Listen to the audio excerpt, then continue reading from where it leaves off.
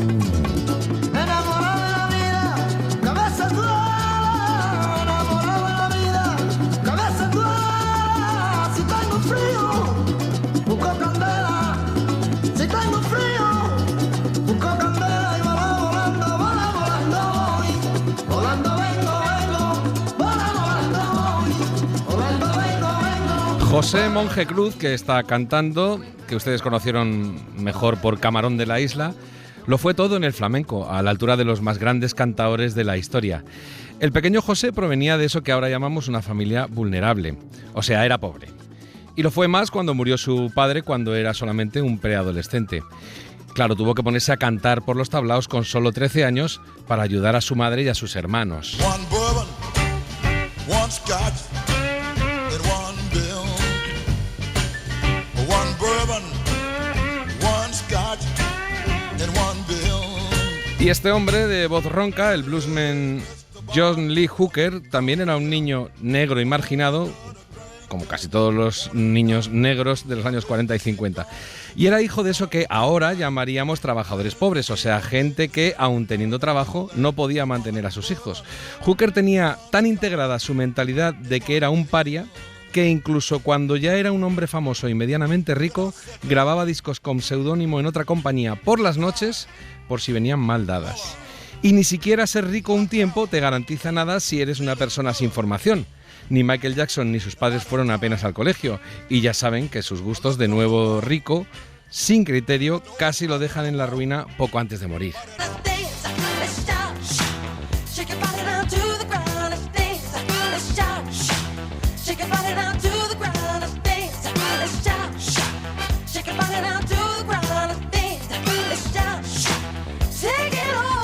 Así que no romanticemos, no podemos depender de que el niño sea un prodigio ni de un golpe de suerte, no. Para tener una vida digna no hay nada como tener algo que comer cada día, un buen colegio, público a ser posible, y una buena salud, también pública a ser posible. Y lo demás son ensoñaciones y estupideces de película de después de comer.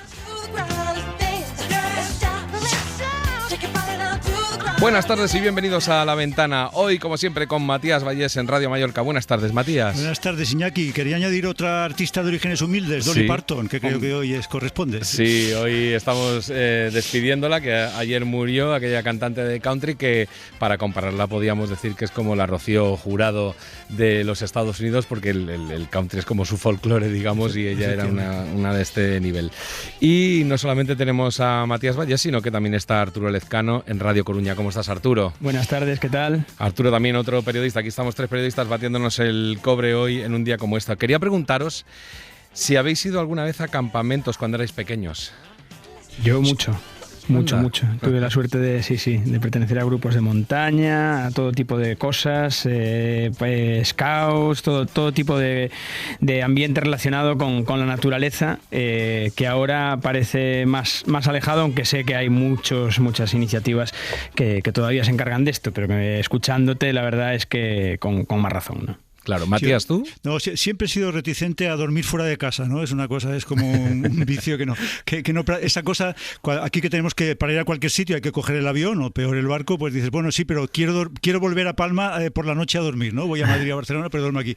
Y entonces sí he tenido experiencias como las que comenta Arturo, de convivencia, juveniles, de grupos, escoltas, parroquiales, en fin, todas aquellas cosas que había en el tardo franquismo, pero no tanto el campamento de 10 días, de 15 días de verano. Bueno, atentos todos los padres y madres, con los que tengan menos posibles, digamos, a los que les cueste llegar a final de mes, porque hay cerca de 400 entidades sociales de toda España, o sea, centros para la juventud.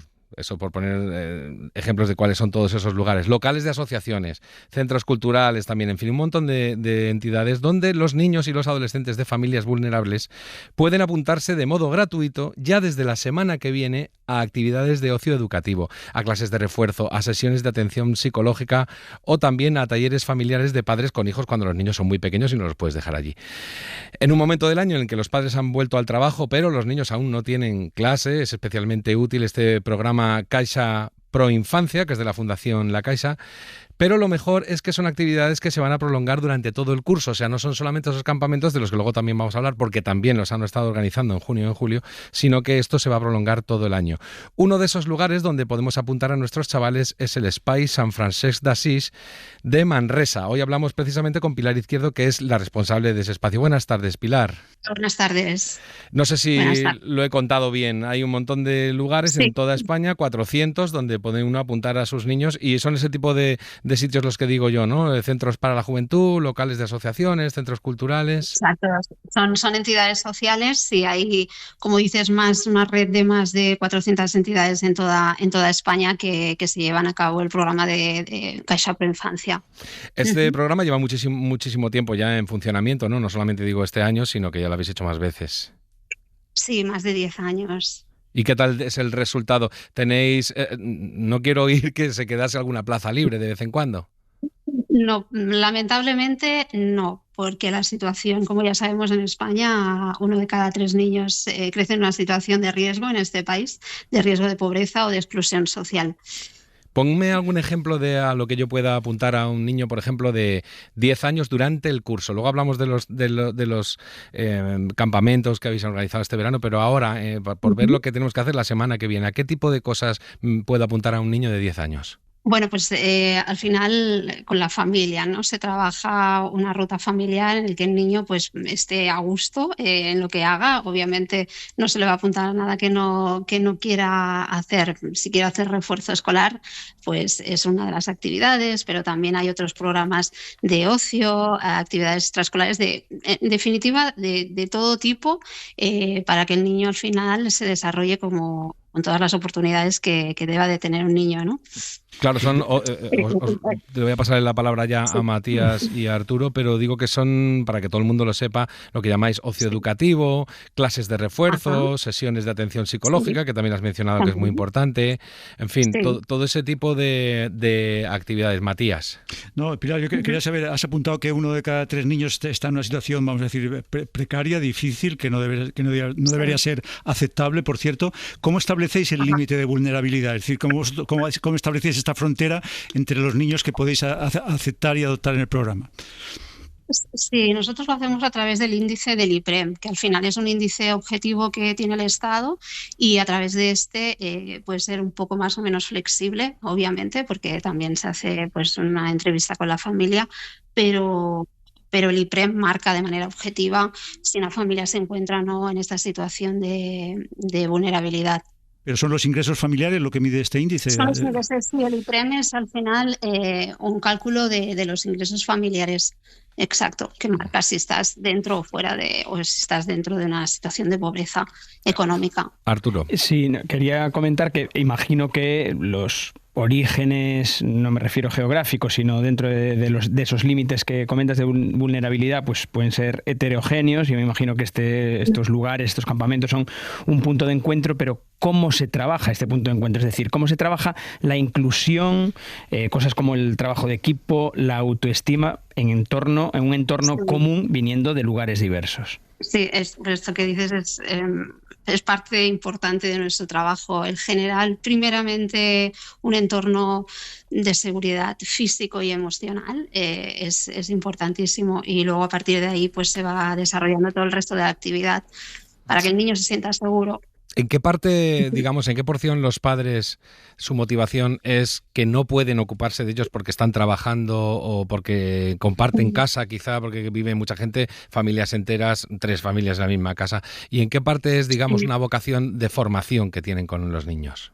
Pues depende de la familia. La verdad que, pues bueno, hay quien puede venir al centro porque ve esa escasez y ve la necesidad de sus hijos pues bueno, viene y se apunta y participan, pero el nivel de implicación de cada uno de los padres pues depende de cada persona al final de su nivel de conciencia en lo que es el desarrollo de su hijo.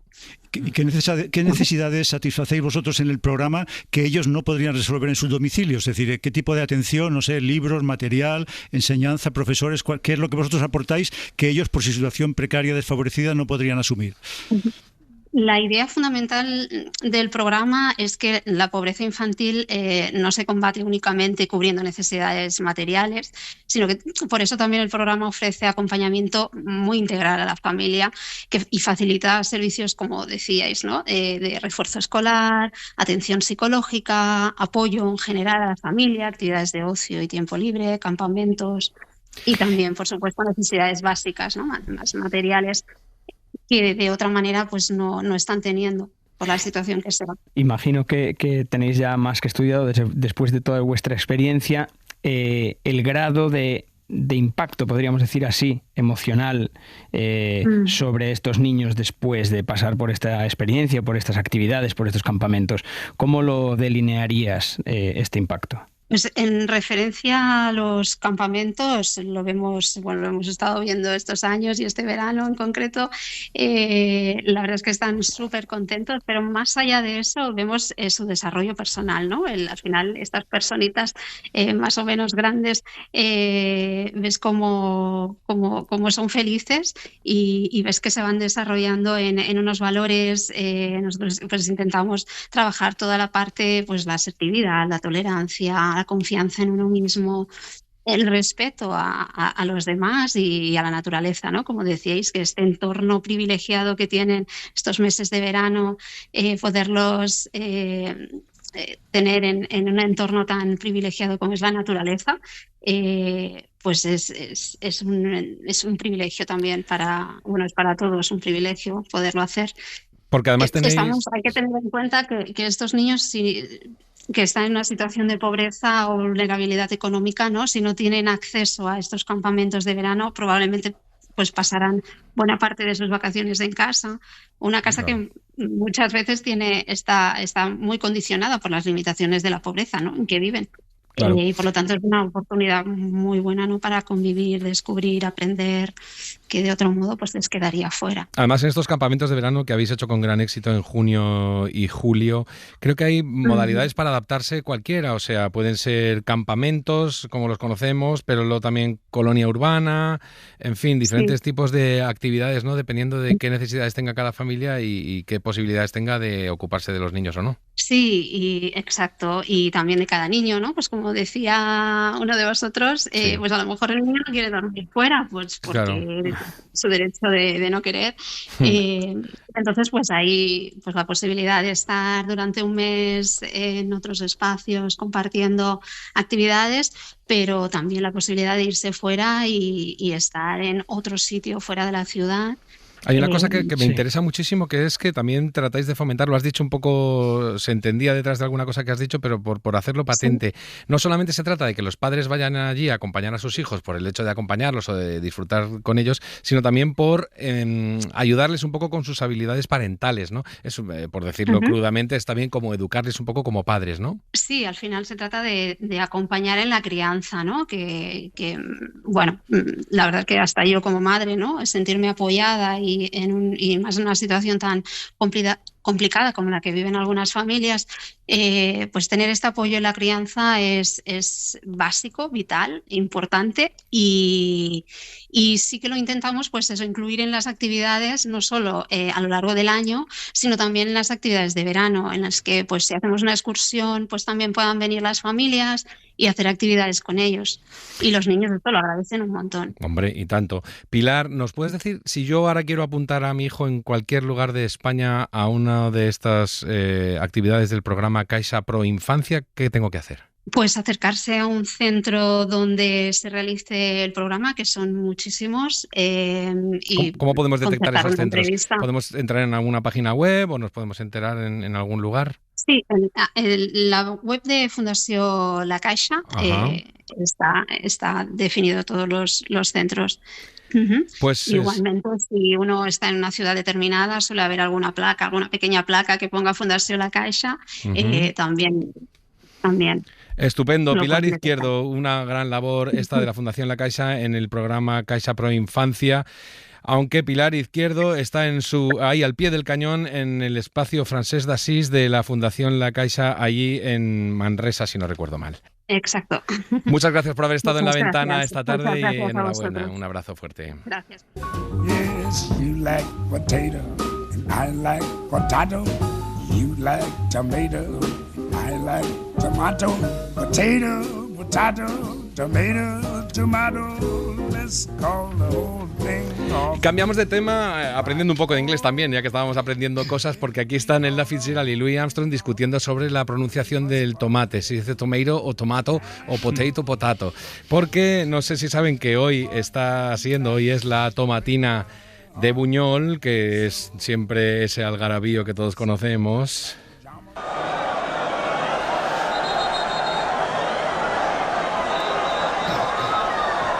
Hoy se van a tirar allí 150.000 kilos de esta hortaliza de tomates, que es la más consumida en España, y por eso hoy hablamos de tomates con Sonia Ballesteros, que es compañera nuestra del programa de consumo Código de Barras. Buenas tardes, Sonia. Hola, Iñaki.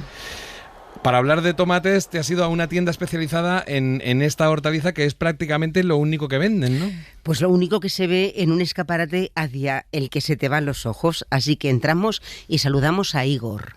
Hola, ¿qué tal? Buenos días. ¿Qué tal? ¿Dónde estamos? Cuéntame. Estamos en el colmado del tomate, un lugar donde se le da atención a ese producto tan rico y tan característico, que tantas propiedades tiene y que se ha dejado un poquito de lado en España, ¿sabes?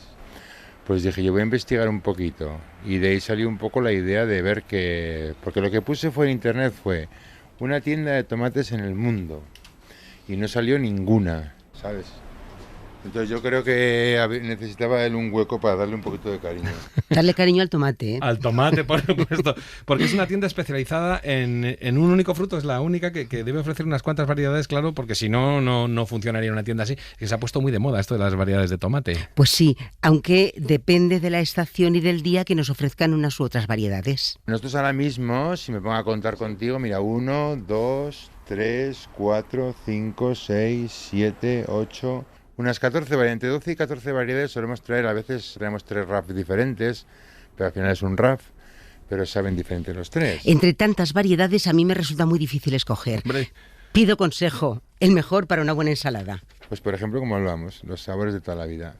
El barbastro, el ibérico con RAF, el RAF que tenemos ahí, un RAF de veranito, que es lo que más se parece, estará injertado con otro, y esos tienen un poquito de acidez en boca al principio, aunque luego terminen en dulce. Pero luego todos estos sabores como el umami, el kokumi, la semilla japonesa, mela, tal, esos ya solo son dulces. Qué gracias. ¿Has Yo visto? me tiene loco, realmente. He hablado de algunas variedades que ha dicho al final que yo no conozco de nada, algunas la he oído, pero muchas no. Hay uno japonés que es, que no sé, en fin, que más sabemos de la mela, ¿no? Que es... Pues era de uno de los que él hablaba, y la mela. ¿Qué sabemos? ¿Qué más sabemos de ese tomate? Pues que es posiblemente el más caro de los que hoy podemos encontrar en locales especializados. Hasta 28 o 30 euros el kilo piden por él. Oh, Dios. En este colmado lo encontramos a 14 porque a Igor no le importa que el producto tenga una pequeña mancha, una taquita, si conserva todo su sabor y si lo puede vender entonces a menor precio. Nos seguía hablando él de este tomate de la mela. La mela es una semilla japonesa, plantada en Granada. Es un proyecto que hicieron con un japonés y todo, que trajeron para que les explicara la forma de cultivo, que hacen como una especie de hacer sufrir a la planta para que pida como más, y luego solo la alimentan a través de las raíces, o sea, no echan nada por encima, solo a través de las raíces, entonces va todo como al tomate, directo, de la raíz. Sé que hacen ese tipo de cosas para sacar los valores, los sabores dormidos, que dicen ellos. Por eso hay matices que dices tú, ahí va, tiene notas como picantes, notas como tal. Es curioso, ¿eh? el sabor. Pero a mí, por ejemplo, como soy de Navarra y somos bastante tradicionales, me sigue tirando más el rosa barbastro tradicional grande para hacerme un buen chuletón de tomate, ¿no?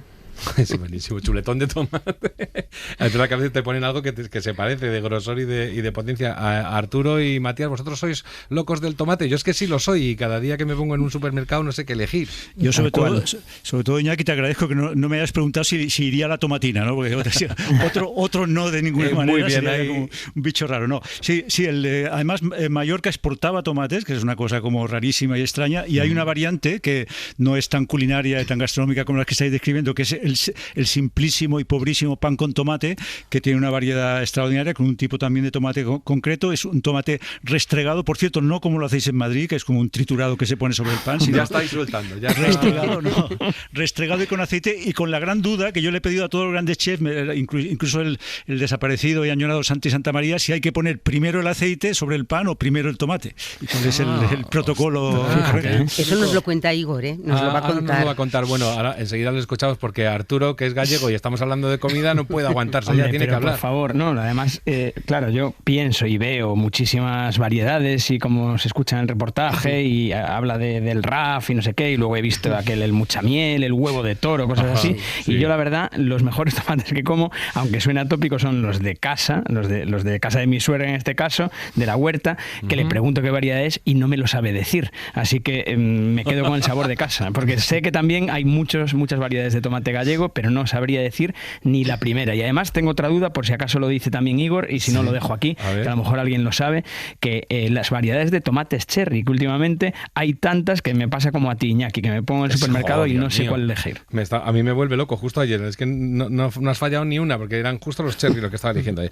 Bueno, después de lo que hemos oído del chuletón, no queda ninguna duda que Igor es un gran conocedor de lo que vende, así que seguro que tiene buenos consejos para que nos lo comamos sacándole todo el sabor al tomate, ¿no, Sonia? Pues sí, vamos a empezar por la sal y el aceite, porque no todo vale. Mira, lo más importante, que mucha gente a veces se despista, es echarle sal Maldon en escamas, porque es la única sal que se pega completamente al producto. Porque si tú dejas durante un ratico que haga la osmosis y que hagan ese movimiento de fluidos que hay dentro del tomate, entonces que resulta que el tomate mueve los fluidos, sabe más rico, y luego el aceite lo echas al final. ¿Por qué? Porque si no creas una película en el tomate que no hace que la sal toque el tomate y haga ese efecto osmótico que queremos, químico natural. Y un detallico más, si vas a echar aceite, siempre es mejor. Lo que pasa es que luego para gustos colores, pero es mucho más rico echar una arbequina que no va a enmascarar el producto que ya tienes, como fuera un picual, que son muy fuertes, tienen buenos matices. Esa es mi opinión de friki de todos los tomates. Y tanto. Pues mira, otro consejo importante. Dice que hay que comprar siempre un buen tomate, también para hacer una salsa y, por supuesto, si es para un gazpacho.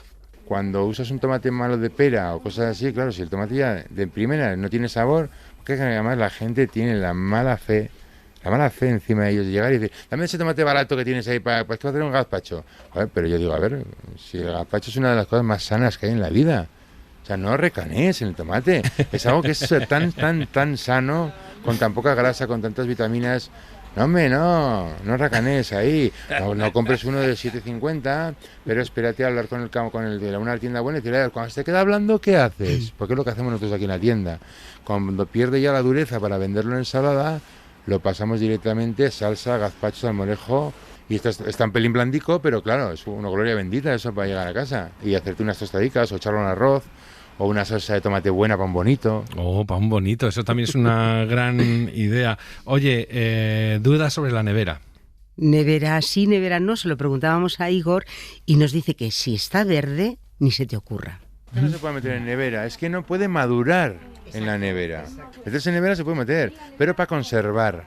Porque si tú coges el tomate, lo cortas un poco verde y lo pasas a la nevera, para que me aguante todo lo que tú quieras, compra otra cosa, no compres tomates, porque al final te va a pasar, no la pasaba a nadie cuando va al supermercado, que abre un tomatico por dentro y lo encuentra blanquecino, sí, ha madurado en nevera. Ah, ese es un buen truco para reconocerlo. ¿Vosotros qué tal tratáis los tomates a la vista de lo que está diciendo yo? A partir de hoy lo voy a tratar mucho mejor, ya te lo digo, vamos, fundamental consejo. No, ha coincidido en la versión que yo veo mayoritaria, que es restregar, o sea, poner primero el tomate restregado sobre el pan y después, finalmente, como explicaba Sonia, el aceite. Y una cosa, yo estoy radicalmente a favor del gazpacho como comida noble. De hecho, es la prueba para saber si me voy a llevar bien con alguien. Le pregunto, ¿te gusta el gazpacho? Y si no le gusta el gazpacho, empezamos muy mal.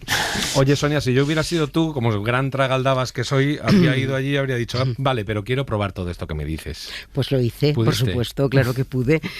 Y además con mucha suerte, porque probé las cosas más interesantes o que no había probado nunca, por ejemplo, el amela. Sí, el japonés. Y bueno, si os parece, vamos con la cata. Venga.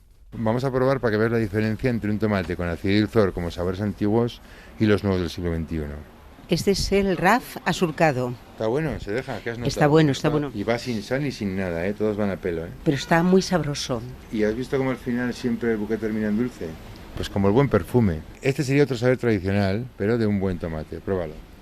Y ahora vamos a catar un poquito así para que pruebes la semilla japonesa, que este es el que te digo que tiene los matices que hacen el tipo de cultivo para que sufra y luego solo la alimentan por la raíz. Muy diferente. ¿Verdad que es muy diferente? Es muy diferente. Porque no sabe un tomate normal. No. A mí me gustan más los sabores tradicionales, pero yo creo que es por la costumbre.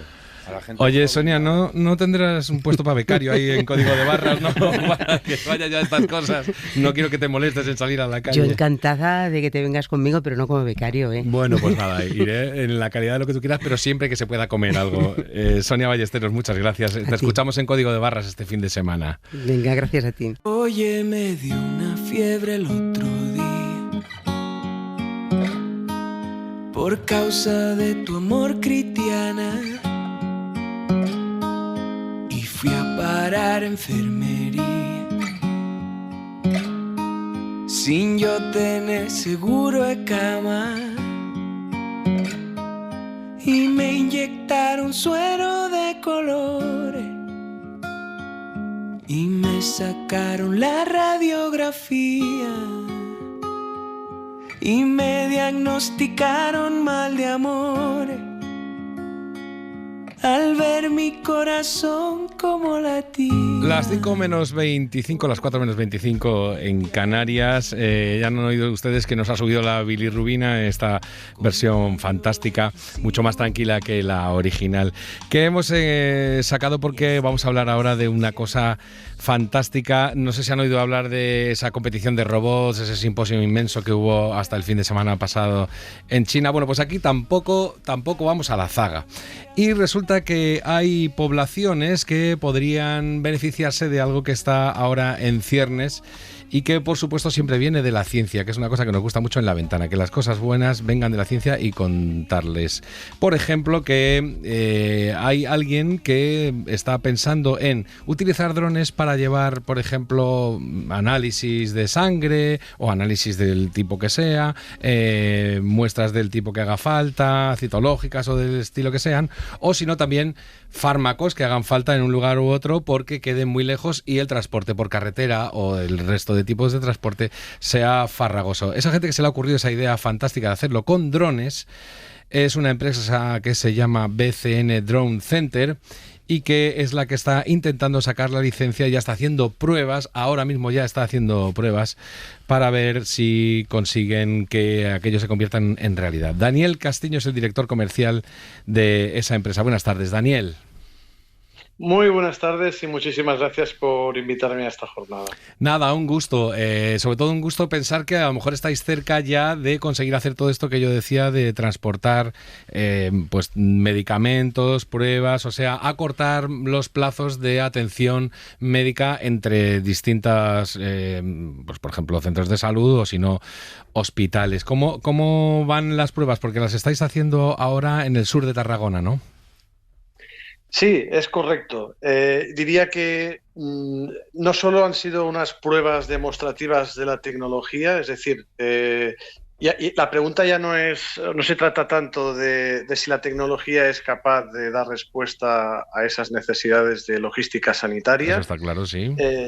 Sino que yo creo que el reto está un poco en el lado de la administración, es decir, ¿qué puedo hacer con esta tecnología? ¿Cómo pueden mis pacientes beneficiarse de tener un servicio más rápido y expandido en cuanto al abanico de servicios, sobre todo en zonas, entre comillas, deprimidas, ¿no? Lo que llamaríamos la España vaciada, donde este tipo de logística robótica aérea, antes hablabas al introducir esta sesión, ¿no? de esta competición de robots, al final el dron, como lo estamos concibiendo, es exactamente eso, es un robot aéreo, y esa eficiencia la podemos desplegar en zonas donde la logística convencional no tiene una buena respuesta, ¿no? Y esa zona del sur de Tarragona que comentabas, ciertamente para nosotros ha sido un gran banco de pruebas. Nos gustaría pensar que de esas pruebas ya hemos superado esa fase de bueno, perfecto, esto ya es posible, claro. ¿Cómo lo vamos a despegar? Claro. Yo creo que ese es el gran reto. Claro, ahora vamos a ese asunto, pero quería preguntarte para que todo el mundo nos hagamos una idea así muy visual de cómo es. Yo me estoy imaginando al San Bernardo, aquel famoso de hace siglos, que llevaba una especie de barrilito en el cuello. ¿Esto cómo es? ¿Un dron? ¿De qué tamaño aproximadamente para que nos hagamos una idea? ¿Y qué es lo que lleva? ¿Una bolsa? ¿Una nevera? ¿Qué lleva? Bien, buena pregunta.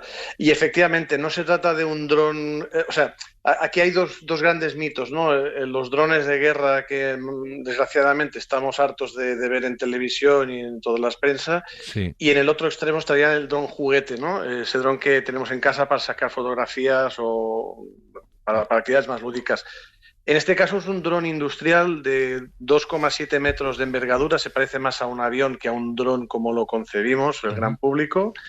Y en cuanto a la bodega de transporte, puede albergar hasta 15 litros de capacidad con un peso de 3 kilos y efectivamente, como estamos hablando de medicación que es termolábil, que son perecederos frente a la temperatura, llevan unas pequeñas neveras que les permiten aislar del shock térmico para mantener y preservar la calidad de lo que se está transportando. Daniel, te están escuchando también sí. Matías Vallés y Arturo Lezcano, que es el que creo que va a preguntar. Es que a mí me vienen muchísimas preguntas relacionadas, porque claro, el mundo de los drones lo hemos visto crecer y los que trabajamos con audiovisual sabemos la cantidad de normativas y de seguridad y del tema espacio aéreo que hay. A mí me gustaría saber exactamente eso, cuáles son los protocolos, por un lado, de la seguridad del espacio aéreo, es decir, la gestión del tráfico aéreo, que muchas veces capan las zonas por donde se puede ir. Imagino que en el caso de que esto fructifere como se debe, me imagino que a lo que se dedica pues tendrán pasillos abiertos. Y por otro lado, los protocolos de seguridad propios del vuelo, ¿no? O sea, para el sistema de emergencia, todo el tema de comunicación. Sé que es muy complejo a lo mejor de explicar, pero realmente uno lo piensa y dice, qué avance extraordinario, pero cómo se traduce en la realidad con todo esto que estoy comentando. Es muy buena pregunta, y si el programa durara 10 horas lo podríamos discutir. Dura un poquito menos. Dura un poquito menos. Voy a intentar responder a la pregunta de manera breve y concisa. Efectivamente, ese es el núcleo gordiano, es decir, la tecnología con la que nosotros hemos explotado este servicio es una tecnología disponible para cualquier operador de dron de España, de Europa, etcétera, ¿no? La diferencia, y por ahí va la pregunta, la diferencia estriba en el tipo de organización y la garantía de seguridad que tienes que proveer para garantizar que esas operaciones que vas a realizar es compatible con la aviación tripulada, ¿no? Porque al final estamos volando cerca, entre comillas, ¿eh? Ahora voy a especificar el cerca. Pero estamos utilizando un espacio aéreo, efectivamente, donde confluyen otras aeronaves, incluso otros drones, ¿no? Hay formas de organizarlo y hay formas y autorizaciones expresas, que en este caso la Agencia Estatal de Seguridad Aérea, AESA, es quien provee esas autorizaciones. Y justamente este proyecto se enmarca después de que AESA nos haya otorgado como primera operadora de drones en España ese tipo de autorizaciones que nos permite desplegar este tipo de operaciones complejas por el uso del espacio aéreo. Estamos hablando de rutas que están alrededor de 30-40 kilómetros de distancia, donde el piloto está en remoto, es decir, no tenemos una visual de lo que ocurre. Y ese nivel de complejidad necesita ese tipo de autorizaciones que es muy exigente frente a las organizaciones que lo queremos llevar a cabo, ¿no? De hecho, No, de hecho ya ha habido incidentes entre drones y aviones en España, no, en todo el planeta. Y hay una cosa, hay dos como fenómeno. Para mí el dron corre en paralelo al coche sin conductor, ¿no? Una extraordinaria promesa, pero que no siempre acaba de cuajar. El gran Jeff Bezos prometió ya hace muchos años que Amazon haría sus envíos con dron, incluso de los comestibles diarios, tal. Eso no se acaba de hacer. Tú, por vuestra experiencia, ¿puedes definir como mínimo que el transporte por medio de drones es el futuro? Que eso será, de cualquier manera, siempre ¿Habrá drones en el transporte futuro? Sí, y por dos motivos. Y es muy buena la analogía con el coche sin conductor, ¿no? Fijaros que el coche sin conductor tiene dos inconvenientes que no tiene en el ámbito de los drones. Primero, que tiene que convivir exactamente en el mismo plano y utilizando la misma infraestructura con el coche que sí que va conducido por una persona. Y las personas somos erráticas, no nos comportamos como una máquina, ¿no? Y esa combinación de la misma máquina conducida por una persona o conducida por un automatismo es, según mi punto de vista, algo muy complejo de resolver. En cambio, en el mundo de los drones estamos hablando de máquinas que se entienden con otras máquinas, ¿no? El piloto está supervisando un vuelo que se está ejecutando frente a un plan de vuelo automático que se le ha cargado en el ordenador. Es decir, estamos en este tipo de operaciones que le estamos realizando, y las que yo veo que van a ocurrir a futuro, más allá de lo que hagamos nosotros, justamente son planes de vuelo que se suben, que los controla una torre de control virtual y que asigna slots y garantiza que en esas trayectorias no se cruzan. Y la otra gran diferencia, decía dos diferencias, ¿no? Uh-huh. La otra gran diferencia es que fijaos que cuando conducimos necesitamos una carretera, o sea, no puedo conducir en 2D, ¿no? La diferencia del 3D que sería la aviación, pero además en 2D solo puedo mantener el coche por una carretera.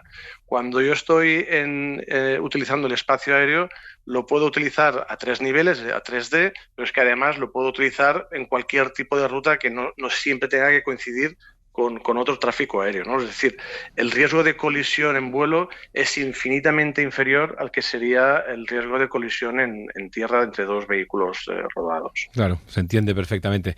Pues Daniel Castillo, mucha suerte y que llegue cuanto antes a hacerse realidad este proyecto de transportar medicamentos y pruebas médicas por dron y ahorrar así, según habéis calculado vosotros, por lo menos la mitad del tiempo de lo que se está tardando ahora. Daniel Castillo, que es director comercial de BCN Drone Center.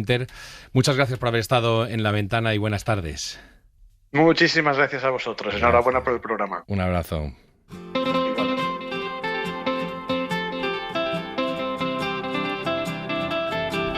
De 30 por 30. Personajes menores de 30 elegidos por personas que no llegan a los 30.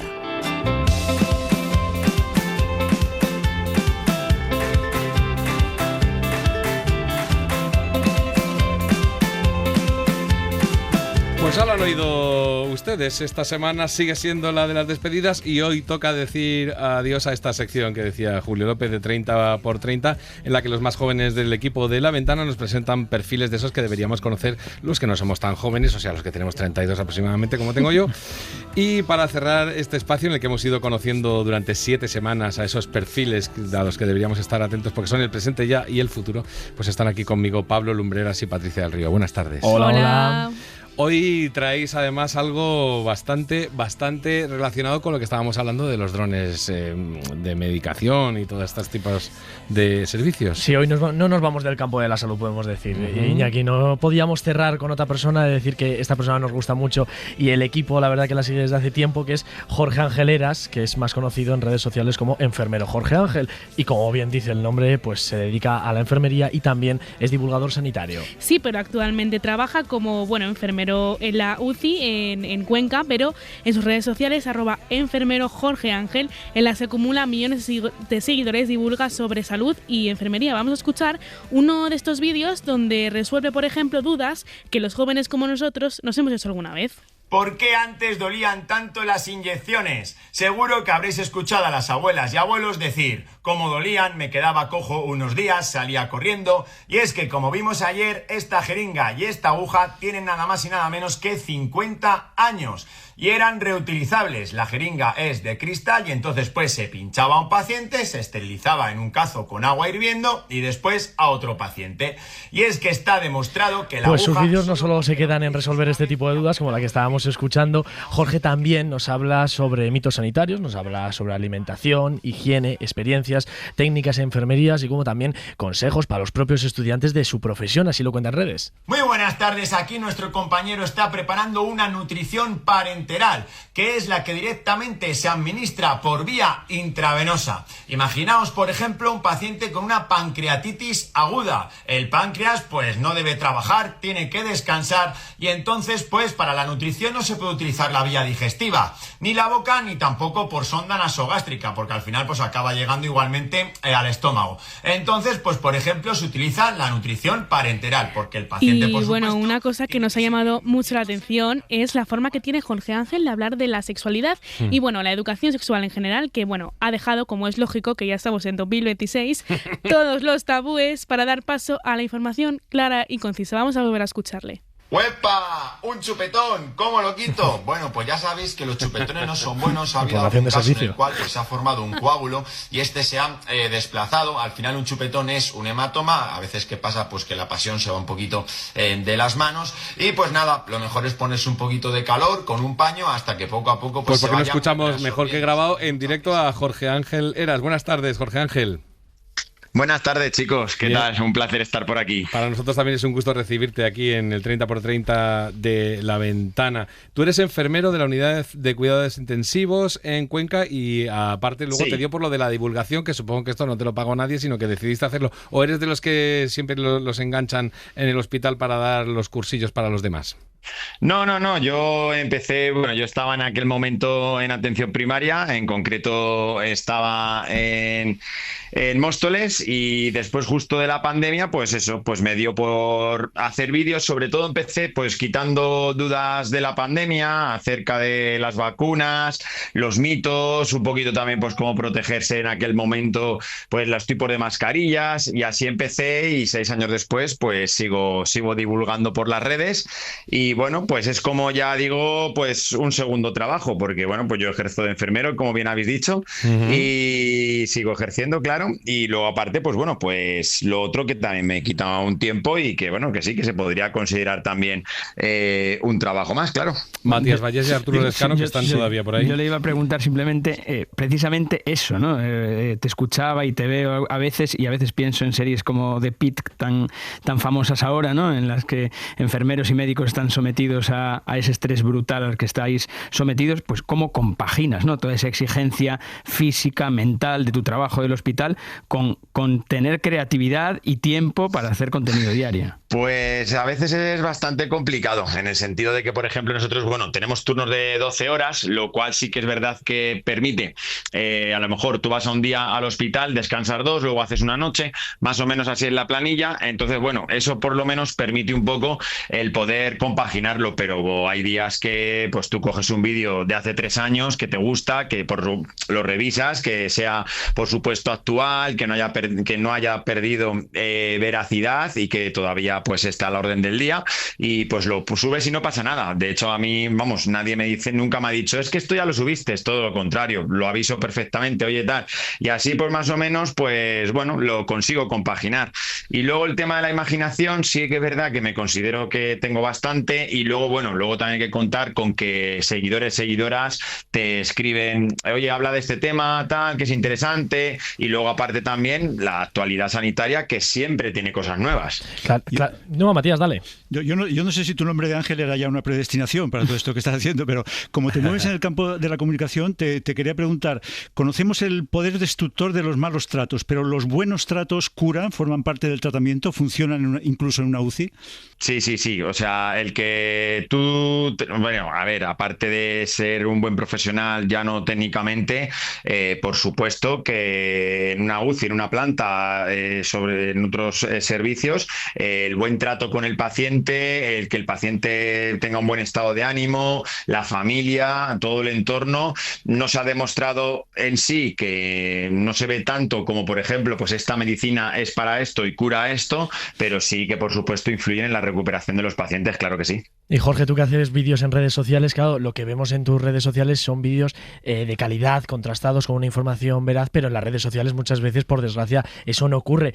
¿Qué piensas cuando ves a un influencer de turno que recomienda cuestiones médicas sin tener ningún tipo de control ni de información médica contrastada? Pues es un riesgo y un riesgo serio. Hablamos de que son cosas, pues eso, como digo, muy serias.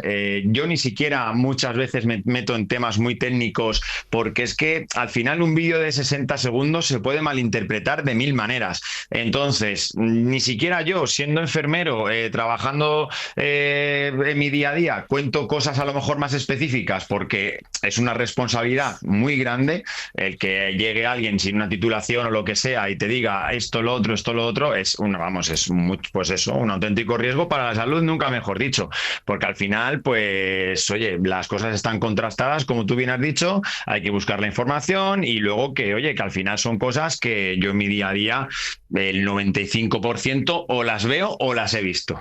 Venga, pregunta rápida de Patricia y respuesta rápida también del enfermero Jorge. Sí, perdón, que me lío. No te preocupes, es la cosa de la publicidad, ya sabes tú. Pues sí, mira, es que justo el otro día leímos un dato que dice que la OMS también ha advertido de un descenso del uso del preservativo entre los adolescentes y los más jóvenes. Y pensé, mira, ya que va a venir Jorge Ángel al programa, le voy a preguntar directamente ¿qué estamos haciendo mal? Porque se están duplicando los diagnósticos de sífilis y de bastantes ETS. Entonces, ¿por qué no se usa algo tan sencillo como un preservativo o métodos barrera? Pues yo creo que, como bien dices, están duplicándose las infecciones de transmisión sexual y yo creo que, que se ha perdido un poquito el miedo porque, falta de campañas o falta de, pues eso, yo me acuerdo la típica publicidad cuando yo era pequeño, el póntelo, pónselo, que lo teníamos todo metido en la cabeza y ahora yo ya no veo últimamente muchos anuncios sobre ello y que luego también están a la orden del día otros métodos anticonceptivos como, por ejemplo, el anillo hormonal o las pastillas o la pastilla de todos los días y, claro, como que ya el embarazo no deseado está cubierto, está como entre comillas fuera de peligro. Luego también se ha puesto de moda mucho el utilizar la píldora del día después, que te hace unos desajustes en el cuerpo muy, muy grandes. Pues entre eso, pues al no tener ya miedo al embarazo no deseado, que es como lo más a lo que tenía miedo la gente, pues también yo creo que en ese aspecto, gracias. Como las ITS no se ven, pues... Jorge Ángel, perdónanos, muchísimas gracias por haber estado en la ventana. A vosotros. Bueno, vamos a hacer un poco de risas ya para terminar con esta canción que os dejo de la vieja trova que se ríe de un paralítico que el médico le cura diciéndole solamente que lo que tiene que hacer es bailar el son. Esto para despedir, antes que ha sido un poco precipitado, al enfermero Jorge Ángel, que espero que nos perdone, y también para darle las gracias a nuestros dos compañeros, a Patricia del Río y a Pablo Lumbreras, por haber estado tan finos de encontrarnos este perfil del 30x30. Gracias a los dos. Gracias. A ti. Y despedimos también a Arturo Lezcano y a Matías Vallés, que siempre tienen una paciencia infinita con este presentador y que siempre es un gusto escucharles y oír sus preguntas y sus comentarios. Esta sección, Iñaki, es que a partir de los 30 no ocurre nada importante. Esto es lo que demuestra, ¿no? Un poco, sí. Un abrazo. Hasta a todos. Luego, un abrazo muy fuerte a todos. Para no perderte ningún episodio, síguenos en la aplicación o la web de la SER, Podium Podcast o tu plataforma de audio favorita. No importa lo que te detenga, despierta tus sentidos con la fuerza del tigre y el poder de hierbas aromáticas legendarias. Tiger Balm actúa rápido para calmar, revitalizar y restaurar. Siéntete mejor y vuelve a disfrutar la vida con Tiger Balm.